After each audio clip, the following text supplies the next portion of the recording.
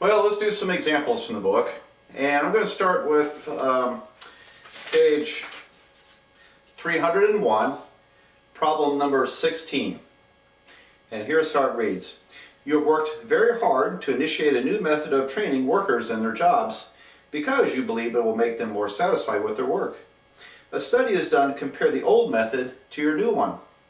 Which result will you hope for, that the data support the null hypothesis or the alternative hypothesis? Explain your feelings. Well, the null hypothesis is always the status quo, and or it's a number against which you're comparing. And so in this case, it would be the old method. It was training, right? The old method of training. So the null hypothesis is the old method of training, and the alternative hypothesis would be the new method.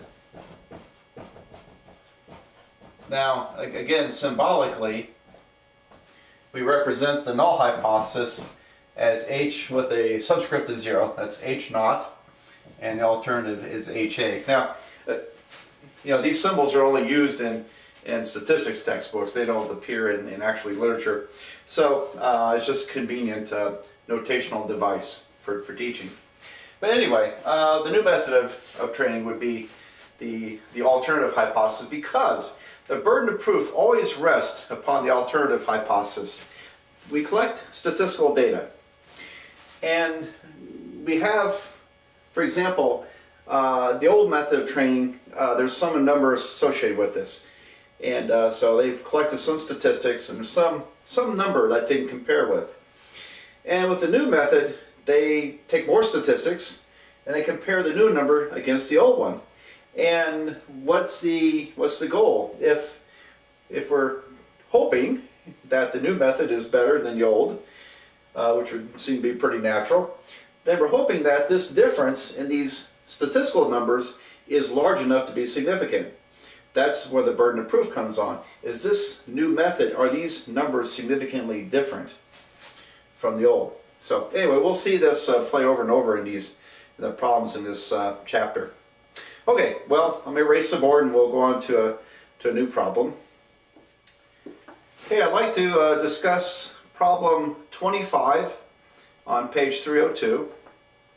Number 25, it reads, on a jar of strawberry jam, it says, among other things, net weight, 18 ounces.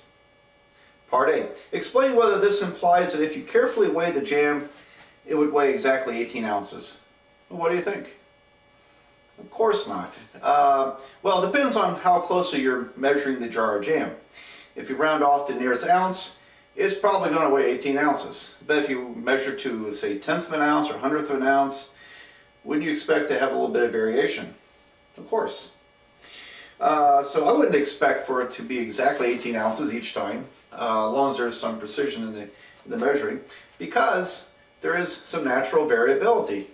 And the variability we would expect would probably vary according to the normal distribution. So here's what we would expect would happen. Here's 18 ounces, and a certain percentage of the time, most of the time it's very close to 18 ounces, and once in a while it strays away from there. Now, I don't know for sure if the data would look like this if we measured strawberry jam all day, but it could. Alright, so part B reads, explain whether the weight of the jam in another jar would be the same as the weight of the jam in the first jar.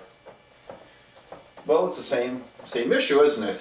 Because we expect there to be a little bit of variability, we wouldn't necessarily expect that 2 jars of jam would have exactly the same weight.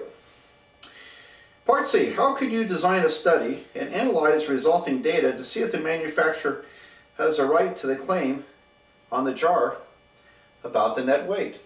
Now this is kind of interesting, because the book here, and maybe the only time they do this, is sort of implying a two-sided hypothesis test.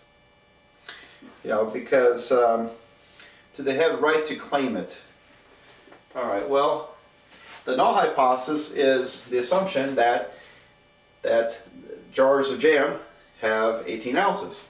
So why don't we call the null hypothesis mu equals to 18 ounces, which in plain English means that the jam jars have exactly 18 ounces. All right. Now, what would be the alternative hypothesis?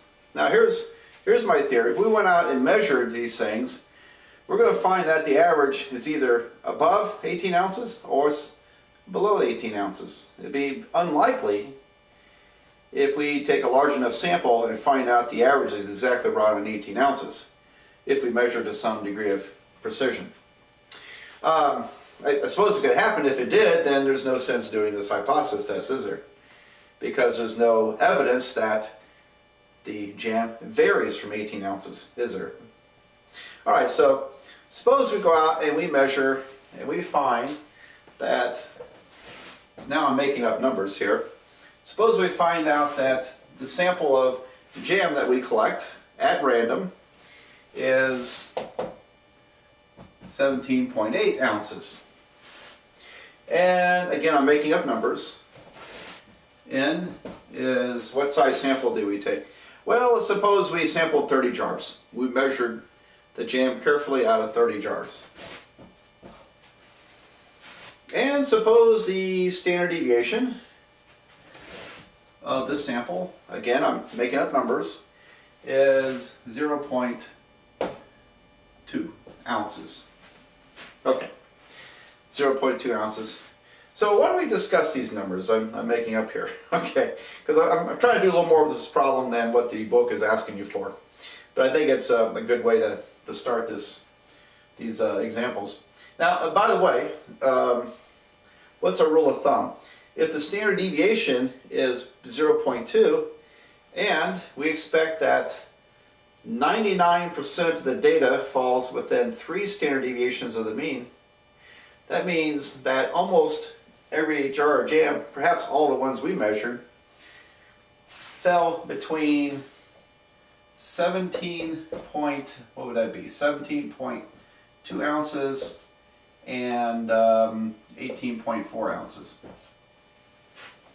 Okay, because now this is the range, it's not a confidence interval, this is the range of values, because 3 standard deviations is 3 times 0.2, it's 0.6. So if I add or subtract 0.6 from 17.8, I get 17.2 up to 18.4. All right, so making up my numbers with these assumptions, I would expect that probably all the jars of jam had between 17.2 ounces and 18.4 ounces.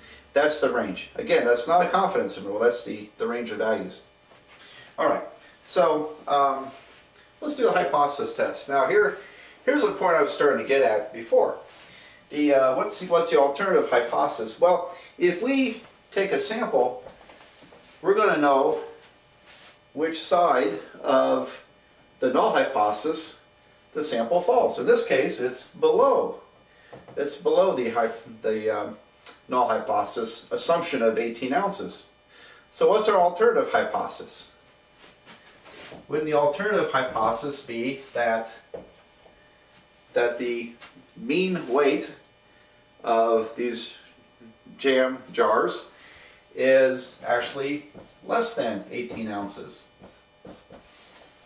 Because this is what the sample shows. 17.8 is, of course, less than 18. All right, so my point is that in practice, you know which side of the null hypothesis you're on based upon the sample data. And so it becomes a one-sided hypothesis test. All right. Let's go ahead and do this hypothesis test, shall we? All right, so again, I'm deviating from the book here, but I thought I would have some fun with this problem.